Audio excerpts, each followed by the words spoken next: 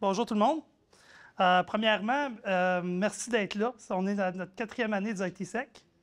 Et je suis là. Moi, j'ai eu la chance d'être là depuis la première année. Puis honnêtement, ça s'est vraiment amélioré. C'est vraiment cool ce que je vois de plus en plus de monde. Des nouveaux visages, des anciens visages qui sont là depuis la première année. Donc aujourd'hui, on va parler de comment comprendre et gérer le cyber-risque. Juste vous avertir, c'est un nouvel type de session qui a été sorti. Donc avant, toutes les sessions étaient plus techniques. Cette année, je vais plus dans le côté management. Donc vraiment le côté plus pour les dirigeants, pour les décideurs. Donc moins pour les sysadmins. Ça ne veut pas dire que ce n'est pas intéressant, mais on est vraiment dans le côté plus théorique. Donc, premièrement, c'est pourquoi qu'on fait cette conférence-là. Là, vous entendez dans les médias et autres qu'il y a de plus en plus de cybermenaces, mais je pense que pour la majorité d'entre vous, vous voyez juste la pointe du iceberg. Personnellement, je gère des incidents et même cette année, depuis janvier, je suis probablement rendu à plus qu'une vingtaine d'incidents de cybersécurité que j'ai eu à gérer. Les PME, puis c'est un peu ça qu'on va adresser tantôt, les PME, il y a probablement beaucoup d'entre vous qui travaillent pour des PME ou qui ont des PME. C'est des cibles. On s'entend qu'il y en a beaucoup qui pensent encore qu'ils ne sont pas, mais c'est réellement un problème. Et la croissance des vulnérabilités. Cette année, on va parler des derniers 12 mois. Là, je ne veux pas nommer de nom de manufacturier, mais on s'entend que plusieurs d'entre vous avaient des pare-feux Next-Gen Firewall et plusieurs des manufacturiers ont commencé à avoir des failles de sécurité assez majeures. Et malheureusement, la majorité des attaques que j'ai vues, ça a été des pare-feux qui n'ont pas été mis à jour régulièrement, souvent par manque de temps ou par manque d'outils pour faire ça. Donc, on a de plus en plus d'impact à ce niveau-là. Le facteur humain. J'ai une question rapide. Qui ici est obligé de faire des ressources humaines puis n'aime pas ça? Qui s'en passerait? Probablement bien du monde. Bien, le facteur humain, dans ce cas-ci, c'est vraiment la clé parce que de plus en plus des attaques et des problèmes qu'on voit est causés par l'être humain, volontairement ou non. Je vais y arriver un peu plus tard. Et finalement, pour ceux d'entre vous qui sont moins techniques, on voit souvent que les gens ils essaient d'être bien conseillés par les gens techniques, mais souvent, ce n'est pas le cas. Donc, ils se ramassent mal orientés, puis ils se ramassent dans des situations où ils pensent qu'ils ont mis en place une certaine structure pour se protéger, mais ils ne sont pas vraiment. Ça, merci à ITSec pour la belle slide, je vous l'ai volée. C'est un peu de même qu'on se sent au niveau de la cybersécurité quand on se fait dire qu'on n'a pas besoin de mettre de procédure ou de contrôle en place, et on le voit régulièrement. Donc, premièrement, le cyber-risque en tant que tel, pas les cyberattaques, mais le cyber-risque, de quoi qu'on parle en tant que tel, c'est toute menace qui peut affecter la disponibilité, l'intégrité et la confidentialité des systèmes. Il y a le fameux la triade CD pour définir ça. Tout risque à l'entreprise va couvrir un de ces trois aspects-là. Donc, quand on parle de disponibilité, on parle est-ce que vous avez accès à vos données? Donc, vous avez un file server à l'interne. Est-ce que les données sont disponibles pour tout le monde? Intégrité. Est-ce que, disons, vous avez un laboratoire pharmaceutique, vous avez des recettes de médicaments. Est-ce qu'un attaquant ou autre peut avoir modifié les recettes qui pourraient avoir causé un dommage à vos données ou des tests médicaux ou autres? Et la confidentialité, évidemment, ça, je pense que c'est le plus populaire, celui que les gens parlent le plus. Est-ce que vos données sont vraiment protégées? Est-ce qu'ils ont été exfiltrés? Est-ce qu'ils ont été volés? Donc, ces trois aspects-là, en général, ça couvre l'entièreté du risque. Fait qu'à peu près n'importe quelle chose qui peut arriver va rentrer dans un de ces trois aspects-là.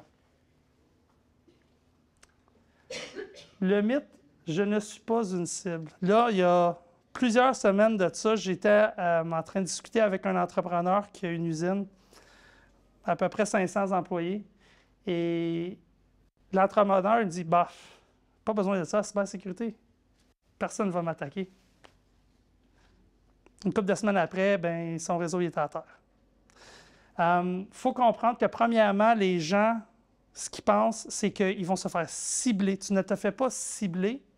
Souvent, c'est une attaque automatisée qui va rentrer chez vous soit par un pare-feu qui n'a pas été patché, comme je disais tantôt, soit par un compte Microsoft 365 qui n'est pas sécurisé, soit par un RMM qui est ouvert. Mais dans tous les cas, c'est une attaque automatique. Puis souvent, c'est qu'une fois qu'ils ont réussi à avoir accès à votre réseau, c'est là que ça va envoyer un signe à un être humain de rentrer et d'aller plus loin.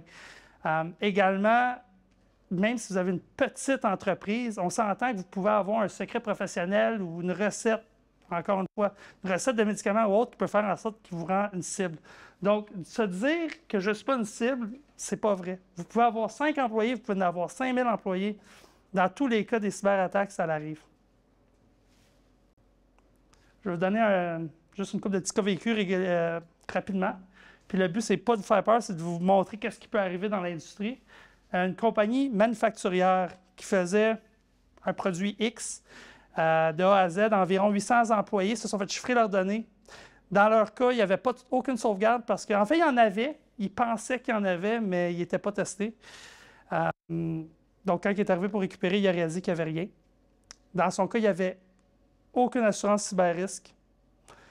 Premièrement, l'impact financier, on s'entend qu'il a été coupé pendant presque 1 mois. Aucune production.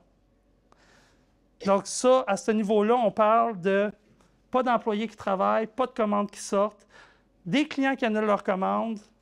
L'impact financier était majeur, qui dans leur cas, en plus, à cause qu'il n'y avait aucune sauvegarde, ils ont été obligés de débourser pour payer la rançon. Là, moi, je suis complètement contre payer les rançons.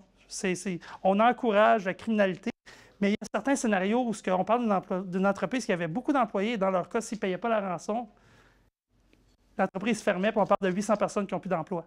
Donc, ils n'ont pas eu le choix de la payer. Puis là, on parle qu'on tombe dans des 7 chiffres. Opérationnellement, comme je disais, ils ont perdu des commandes pendant 1 mois. Donc, ça a eu un impact majeur à ce niveau-là. Ils ont également perdu des employés parce qu'ils ont retourné des employés journaliers chez eux. Et ils ont dit, on va vous rappeler quand l'usine va être fonctionnelle. Puis il y en a là-dedans, ils vivent de paye par paye. Donc, ils ont trouvé un emploi ailleurs. Et réputationnellement, ça a été dur parce qu'ils ont perdu justement certains clients, certains employés. Et là, les gens, ils sont hésitants de retourner travailler avec eux. Deuxième, celle-là, je ne mentionnerai pas le nom de la compagnie, mais ça a passé dans les médias dans les dernières semaines. C'est une entreprise de prêts. Ils font des petits prêts de 500$, 1000$. Ils se sont fait voler leur base de données de 150 000 clients dans leur site web transactionnel. Nom, adresse, numéro de téléphone, numéro d'assurance sociale, date de naissance, talon de paye. Je ne pense pas qu'il manque grand-chose pour pouvoir frauder rendu là. Ce qui est triste dans ce cas-là, c'est que l'entreprise, elle ne l'a pas dit ni à la Commission d'accès à l'information, ni aux victimes. Puis là, ce qui vient d'arriver récemment, c'est que ça a été découvert parce qu'il y a des gens qui faisaient affaire avec cette entreprise-là qui commençaient à recevoir des textos qui disaient qu'ils n'avaient pas payé leur prêt. Fait qu'au fond, les pirates ont utilisé cette base de données-là pour frauder les victimes puis se faire payer le prêt. Donc, malheureusement, dans ce cas-là, les victimes, il y en a plusieurs qui ont payé. Pour l'instant, l'impact dans leur cas est un peu différent parce que côté financier, ça ne leur a rien coûté encore.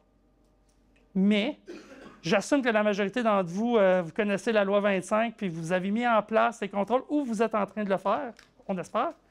Dans leur cas, ils n'ont pas rien mis en place et ils n'ont pas communiqué à la Commission d'accès à l'information, ce qui est rendu la loi.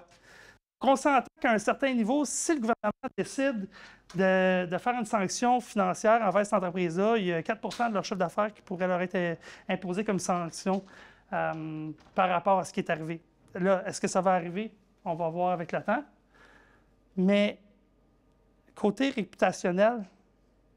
Est-ce qu'un individu qui se fait hameçonner suite à ça pourrait poursuivre au civil cette entreprise? Ça, encore, c'est pas clair parce que c'est pas vraiment du recours, mettons, de l'Office de la protection du consommateur, ce serait plus la Commission d'accès à l'information. Est-ce que ça passera au civil? Peut-être. Je ne suis pas un avocat. Moi, je pense qu'il y aurait quand même gain de cause rendu là parce que dans l'impact financier, c'est certain qu'il va y avoir des gens qui vont essayer de poursuivre. C'est à voir. Honnêtement, je ne pense pas qu'il y ait aucune jurisprudence là-dessus, mais ça pourrait arriver un jour. Et l'impact réputationnel, on s'entend. Moi, je veux prendre un prêt. Je vais aller sur Google, aller taper le nom de la compagnie pour voir leur réputation. C'est certain, je vois qu'ils se sont fait voler les données de tous leurs clients puis ils ne l'ont pas dit à personne. Je ne suis pas sûr que je serais à l'aise de faire affaire avec eux autres. Donc, la compagnie, elle existe encore, mais réputationnellement, c'est certain que ça va avoir un impact pour eux. Donc, les conséquences larges d'une attaque. Il y a 3 volets qu'on a parlé. L'opérationnel, le réputationnel et le financier. Donc, premièrement, interruption d'activité, on s'entend que quand vous avez une panne, tout est arrêté. ou une partie de votre réseau. On pourrait rentrer dans la segmentation réseau plus tard. Mais tout est arrêté. Donc, côté opérationnel, ça, c'est votre problème majeur. Perte de confiance, ça, c'est le réputationnel. Les employés, les clients, les investisseurs, dans tous les cas. J'ai travaillé avec des usines qui ont des investissements avec Investissement Québec et on s'entend que Investissement Québec, pour eux autres, ils investissent dans l'entreprise. Si l'entreprise se fait pirater demain matin puis qu'ils perdent la moitié de leur vente, ça a un impact à ce niveau-là, donc même à haut niveau. Et finalement, les litiges légaux, justement, et les sanctions par la Commission d'accès à l'information. Le dernier point, c'est jamais arrivé encore au Québec. On espère qu'un jour, la Commission d'accès à l'information va commencer à sévir avec les entreprises qui n'ont pas fait attention, mais pour l'instant, ce n'est pas arrivé, mais c'est quand même un potentiel de... Donc, on rentre dans vraiment le vif du sujet. Sans rentrer dans le technologique, qu'est-ce que vous pouvez faire pour essayer de minimiser les risques? Il y a deux impacts, il y a deux aspects majeurs. Il y a la surface d'attaque, fait qu'au fond, toute la partie de où ce que vous pouvez vous faire attaquer, et il y a le rayon de l'impact, le rayon de l'explosion, ou en anglais, le blast radius. Donc, si vous faites attaquer, c'est essayer de minimiser ça. Donc, qu'est-ce qu'on peut faire vraiment? Premièrement, on parlait des ressources humaines tantôt, la formation, la sensibilisation. 90 des incidents, c'est causé par l'être humain volontairement ou non. Donc, ça peut être autant une erreur de « Oups, j'ai cliqué sur un email de phishing, à partir de là, ils ont réussi à avoir accès à mon réseau », qu'un employé qui a juste déplacé un dossier dans un autre répertoire, puis après ça, pendant la prochaine année, on s'amuse à essayer de le trouver, ou un employé fâché qui s'en va et qui décide d'effacer toutes les données financières de l'entreprise. On en entend moins parler de ça au Québec, mais il y a eu des causes où ce que les gens quittent en effaçant des données. Donc, il y a plusieurs types de sensibilisation à ce niveau-là pour essayer... C'est certain qu'on ne peut pas aider à ce niveau-là pour l'employé qui est malhonnête ou qui est fâché, mais au niveau des erreurs, il y a plusieurs choses qu'on peut faire. C'est comment reconnaître un courriel frauduleux. Est-ce que ça vient vraiment du domaine interne? Ça vient vraiment du président? Identifier les demandes suspectes. Ton superviseur te demande d'acheter des cartes cadeaux Visa prépayées puis de les envoyer par photo. On s'entend que c'est le genre de choses qu'aujourd'hui, les gens ne devraient plus tomber dans le panneau là-dedans. Ça arrive encore. Donc, il faut vraiment comme réveiller les gens à ce niveau-là. Le traitement des données confidentielles, ça, c'est plus au niveau de comment on les utilise. Disons que vous avez un département de ressources humaines qui ont accès aux données confidentielles des employés, les salaires, les adresses, les numéros d'assurance sociale. Est-ce que ce serait normal que le département d'ARH transmette ces informations-là par courriel à une tierce partie? Probablement pas. Donc, au fond, c'est comment qu'on gère ça.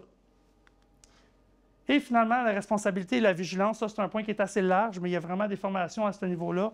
C'est quoi faire, quoi ne pas faire, faire attention aux SMS bizarres qui peuvent rentrer, pas scanner un code QR qui est sur un poteau électrique, pas brancher une clé USB qu'on trouve à terre. Ensuite, une autre bonne recommandation, c'est les normes. Là, des standards en cybersécurité, il y en a plusieurs. Puis ça, c'est plus au niveau gouvernance qu'au niveau technologique, mais à l'intérieur de ces normes-là, il y a des contrôles technologiques à suivre. Il y en a qui sont plus légers que d'autres. Je vais juste vous donner une couple d'exemples, mais après ça, c'est des bons guides pour pouvoir s'assurer que vous suivez les meilleures pratiques. Cybersécuritaire Canada. Le vrai nom étant le CAN DGSI 104-2021, révision 1. C'est pour ça qu'ils appellent ça Cybersécuritaire Canada. Au fond, c'est un peu comme les best practices, mais créés par le Conseil digital canadien. Ensuite, le NIST 800-53, qui est une norme américaine qui est très connue dans l'industrie de la cybersécurité, de même que les contrôles CIS V8, qui est assez équivalent. Rendu là, on s'entend que toutes ces normes-là, c'est des choses qui sont assez standards, qui se ressemblent beaucoup, mais qu'ils ont toutes des petites différences. Là, on va aller dans un peu plus lourd. On a ISO 27001.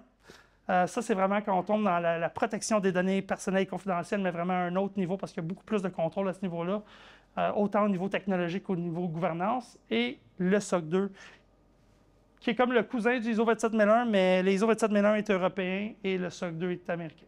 Ça, c'est toutes des normes qui sont bonnes à suivre, honnêtement. Les trois premières en haut, c'est beaucoup moins lourd à mettre en place. l'expertise. Ça, je veux parler de ça rapidement parce que je vois trop souvent dans des départements TI ou même en faisant affaire avec des fournisseurs externes, la confusion entre un spécialiste TI et un spécialiste en cybersécurité. Et là, je veux être clair, je ne veux pas dire que le spécialiste TI n'est pas bon en cybersécurité, mais le spécialiste en cybersécurité, lui, il fait juste de la cybersécurité. C'est comme la différence entre un médecin généraliste et un chirurgien cardiaque. Les deux, c'est des médecins, mais ce n'est pas du tout la même chose. Le spécialiste en cybersécurité va s'assurer d'avoir toutes les meilleures pratiques en place au niveau de la cybersécurité, s'assurer que tous les bons outils sont mis, que les bonnes politiques sont en place, versus le spécialiste TI, lui, va s'arranger que ton réseau il fonctionne, tes serveurs fonctionnent. Donc, c'est vraiment important de différencier les deux. Puis oui, il y en a qui sont capables, qui sont très bons dans les deux côtés, mais en général, on veut aller vers une spécialisation. Donc, soit dépendamment de la taille de votre entreprise, soit vous pouvez avoir un spécialiste interne ou même un département qui est en charge de la cybersécurité, ou une firme externe, disons que vous avez des besoins sporadiques ou que c'est juste pour la consultation. La firme externe peut également faire le travail. Il y a plusieurs firmes au Québec qui font très bien ça. Et deuxièmement, il faut faire auditer votre posture une fois par année. Le même principe, vous allez chez le médecin, annuellement, vous faites faire un bilan de santé, s'assurer que tout va bien et qu'il n'y a pas de nouvelles maladies. C'est le même principe. Quand vous mettez de la cybersécurité en place, c'est très bon, mais il faut que ça soit suivi parce que sinon, c'est facile de l'échapper puis qu'après ça, on repère. Je vais donner un exemple qui n'est pas vraiment la cybersécurité, mais ça rentre là-dedans un peu. On parlait tantôt des sauvegardes. J'ai mentionné des clients qui n'avaient pas de sauvegarde. J'ai vu des entreprises mettre en place des super belles sauvegardes, puis après ça, ils ne regardent plus. Un an après, il y a une cyberattaque, puis ils se rendent compte que les sauvegardes n'ont pas marché depuis 6 mois. Donc, c'est important de valider régulièrement et une firme externe peut s'assurer que votre posture reste bonne. Et avoir une assurance cyber-risque. Ça, aujourd'hui, c'est un must. Je vois malheureusement encore des entreprises qui n'en ont pas. Premièrement, ça vous force à avoir un bilan de santé au niveau de votre cybersécurité. Parce qu'au fond, même chose, je reviens au principe du bilan annuel de santé. Ça, c'est le même principe à ce niveau-là, c'est que l'assureur va vous demander des questions puis il va demander de valider certaines choses chez vous. Donc, ça vous force un peu à vous garder un certain niveau de santé si vous désirez évidemment être bien assuré. Et deuxièmement, ça minimise le risque de perte financière car le jour que vous allez avoir une cyberattaque, honnêtement, le risque financier est quand même très, très large, autant au niveau coût de la rançon si vous êtes prêt à payer ça, mais également au coût de sécuriser, remonter les systèmes informatiques. C'est quand même complexe, ça peut coûter dans les centaines de milliers de dollars et plus. Et on s'entend que quand on vit une cyberattaque, on ne dort pas beaucoup. Donc ça devrait être le moindre de vos soucis rendus là. Vous ne voulez pas avoir à gérer le stress financier en plus du stress de comment je fais pour avoir mes gens qui travaillent, tout ça. Le dernier point, puis ça, je pense que c'est très important pour les gestionnaire, c'est que plusieurs d'entre vous allez avoir probablement une matrice de risque qui gère les risques de l'entreprise. Qu'est-ce qui arrive si un employé clé part, tout ça. Bien, ça, c'est le même principe. Il faut piloter le risque comme un risque d'affaires. Puis la première chose que vous devez faire, c'est évaluer les risques, comme on mentionnait tantôt, la confidentialité, l'intégrité, la disponibilité des données, calculer les risques majeurs. Qu'est-ce qui arrive si ma salle de serveur prend en feu? Qu'est-ce qui arrive si on a une cyberattaque et on se fait chiffrer les données? Tout ça, c'est des risques qui doivent être calculés et mis dans une matrice de risque pour voir est-ce que j'accepte mon risque, est-ce que je le transfère, est-ce que je le mitige ou je l'annule. Ça, normalement, c'est la base d'une matrice de risque. Et à ce niveau-là, c'est vraiment de voir chaque risque, c'est quoi votre niveau. Avoir une politique de cybersécurité, ça, souvent, en entreprise, je vois que ça n'a pas été fait. On dit aux employés, OK, regarde, faites attention, mettez un bon mot de passe, mais c'est important d'avoir une politique claire avec des points. Qu'est-ce qu'on doit faire, qu'est-ce qu'on ne doit pas faire? Disons qu'ils voient quelque chose de suspect. Qui contacte pour leur dire qu'il y a potentiellement un problème? Un plan de réponse aux incidents. Dans le cas d'un problème, qu'est-ce qui arrive?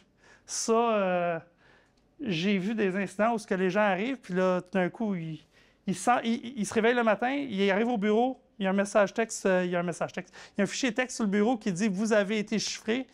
Puis là, tout le monde tourne en rond, personne ne sait quoi faire, personne ne sait à qui parler, puis le temps de réponse, d'un coup, c'est rendu 24 heures avant qu'il arrive de quoi. Qui est, à propos, quand vous êtes rendu à 24 heures, il est potentiellement trop tard. La cybersécurité, il faut en parler au niveau de la direction. Ce n'est pas juste la job d'un gars en cybersécurité. La direction doit être impliquée au niveau que chaque manager doit être capable de dire à son équipe, là, est-ce que vous soyez prudent, est-ce que vous ne partagez pas des fichiers n'importe comment. C'est important que tout le monde soit embarqué là-dedans. Et finalement, l'engagement de la direction, ça, c'est de s'assurer que tout le monde suit les meilleures pratiques. Là, question rhétorique, je suis certain que plusieurs d'entre vous ont déjà vu ça, un président qui demande d'être exclu de la politique de mot de passe parce qu'il est tanné de changer son password. Ouais. On l'a tous vécu.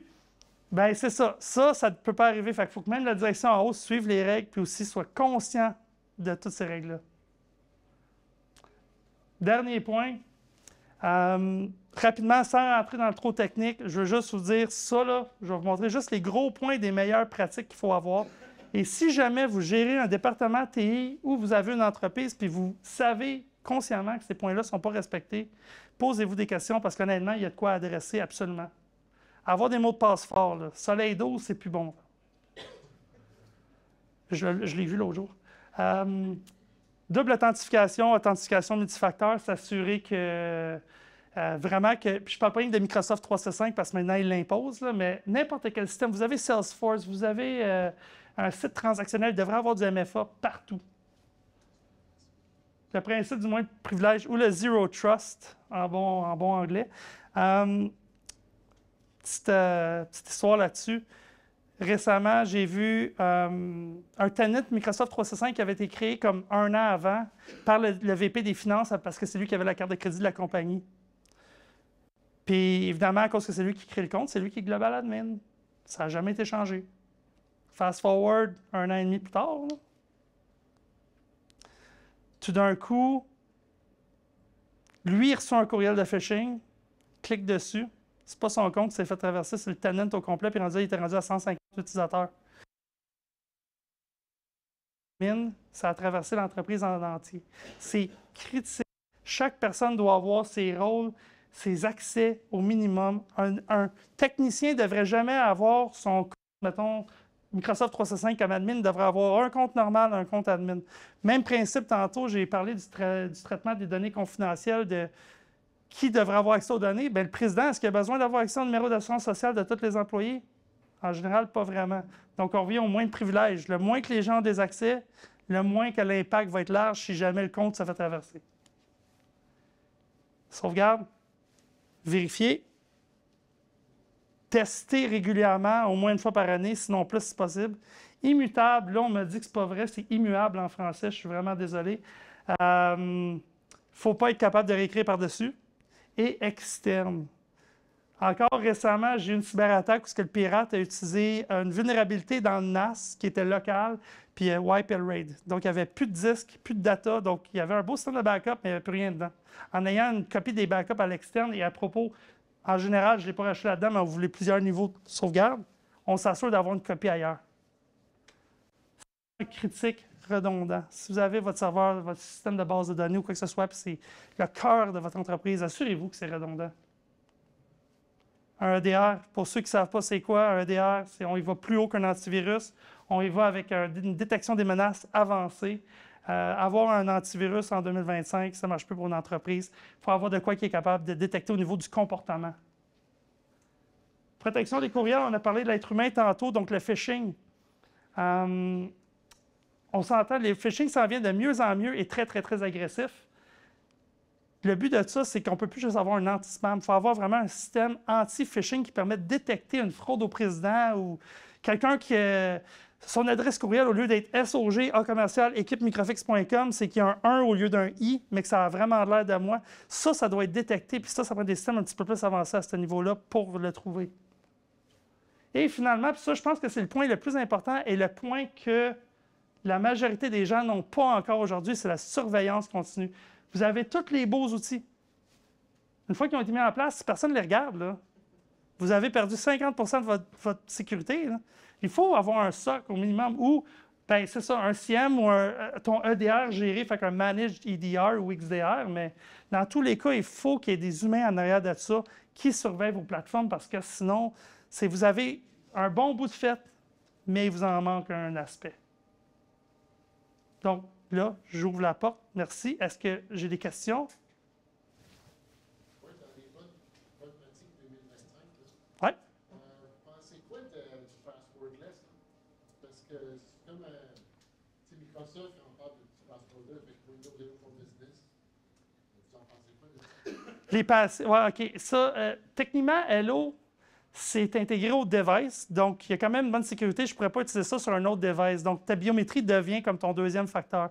Donc, ce n'est pas mauvais. Il faut que ça soit bien configuré, bien implanté dans l'entreprise, s'assurer qu'il y a, disons, la chip TPM au niveau du disque. Mais oui, ça peut être une bonne solution. Là, je ne pourrais pas m'étendre sur toutes les solutions, mais Hello, moi-même, je l'ai mis en place, puis je n'ai pas vraiment eu de problème avec. Le passwordless, est-ce que c'est une tendance? Oui. Oui. Un des gros problèmes, c'est que les gens, plus ça va, Azure a changé aussi les règles au niveau de Microsoft 365 et au niveau du changement de mot de passe, de la complexité, puis il essaie de rendre ça plus simple et avoir moins de changements parce que les gens, ils les oubliaient puis ils les notaient. Fait que plus ça va, les gens s'en vont vers le passwordless. C'est une notion que je pense, plus ça va aller, plus ça va avancer. Là, est-ce que les gens vont plus aller vers des comme des YubiKey ou quelque chose? Ça aussi, c'est une bonne solution. Donc, il y a plusieurs formats à aller. Récemment, j'ai même vu un fournisseur s'est rendu qui vendait des bagues, que c'était une bague RFID pour s'authentifier. Donc, il y en a un paquet de solutions. Est-ce qu'elles sont toutes bonnes? Savoir, c'est vraiment analyser les cas par cas, mais il y a vraiment des solutions solides à ce niveau-là. Autre chose? Good. Donc, je vous prends un dernier petit... Ah, vas-y. Tantôt, tu es revenu dans tes exemples, puis je trouvais ça intéressant. Je pense que c'était ta première. Tu disais que c'était 800 employés. Oui. Mais en fait, tu as dit qu'ils ont payé. Oui. Mais s'ils ont payé, parce que les cyberattaquants, ils n'ont pas donné accès, ou ça a été long qu'ils payent? Parce que habituellement, quand tu payes, pour moi, le mythe, c'est que si tu payes, tu retrouves tes datas et que tu te trompes tout de suite sur tes pattes. Non. Ça c'est justement, c'est une partie du mythe parce qu'en fait, oui, quand tu payes en général, et c'est pas tous les coups, c'est pour ça qu'en plus, c'est un gamble de payer, ça se peut que tu n'aies pas tes données ou qu'ils te redemandent une deuxième rançon. J'ai des histoires d'horreur pour finir. Mais dans leur cas, c'était vraiment que malgré qu'on a décrypté, il faut que tu sécurises. Tu ne peux pas juste rallumer les systèmes. Là. Probablement que tu as encore des agents là-dedans qui s'en vont se connecter à des serveurs tierces. Donc, tes systèmes, il faut là, d'un coup, tu segmentes ton réseau, tu mets un réseau vert et un réseau rouge, tu recommences à remonter tes systèmes pour s'assurer qu'ils soient sécuritaires. Donc, il y a une job à faire derrière là-dessus. Puis quand en plus, il y a un système, disons, une ligne de production, c'est encore plus complexe parce que souvent, tu as ce qu'on appelle le OT en arrière, qui est les technologies opérationnelles qui peuvent être très, très vieilles. Puis ça, c'est encore plus fragile parce qu'aussitôt que tu touches à ça, il est potentiellement risque de briser quelque chose.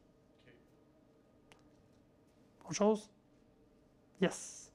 Comment tu fais pour valider ta matrice de risque? Honnêtement, la matrice de risque, c'est un travail d'équipe, je dirais. Fait qu'il faut que tu commences par la faire. Il y a un paquet de templates à ce niveau-là. Après ça, normalement, tu vas le présenter à l'interne, à ton administration et tout, qu'eux autres, ensemble, tu peux voir s'il te manque de quoi. Mais c'est certain que la matrice de risque, c'est une revue régulière à faire. Normalement, minimum annuellement, tu veux revoir est-ce qu'il y a des risques que je n'ai pas pensé. Moi, ça m'est arrivé que, oups, il y a quelqu'un qui a fait une erreur humaine qui me causait un impact. Puis après ça, je dis, hey, j'avais pas pensé à ce risque-là, bien, je suis allé le rajouter. C'est un travail sans fin, mais toujours avec l'amélioration continue. Il n'y a pas des outils, mettons, Bien, références.